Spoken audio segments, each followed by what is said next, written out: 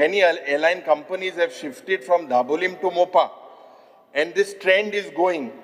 Speaker sir, till August 5th, 2024, 3 flight operators have shifted their operations from the Goa International Airport at Dabolim to Manor International Airport at Mopa. And the trend is continuing. Despite appeals, government has failed to stop the shifting of airlines from Dabolim to Mopa. Speaker sir, Dabolim Airport was dying a slow death and was on the ventilator, and now this currently government is removing and killing it.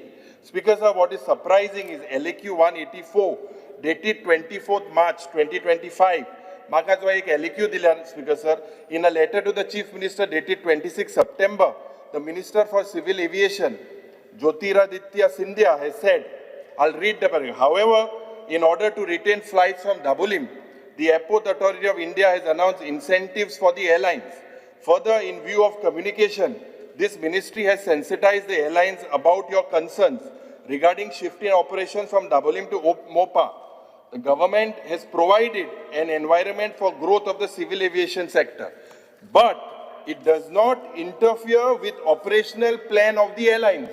As Munne, whatever we spoke, Dabolim is turning into a ghost airport. The government cannot help, nor can the double engine help. Because the civil aviation minister and clear sangla at duilai. आपणाचान काय करू जायना म्हणून. ओ answer म्हाका या पत्रान मेळा जे मुखेलमंत्रीक त्यान पत्र बरयल्ले. हेजेर म्हाका दिसता हो गंभीर इश्यू आहा.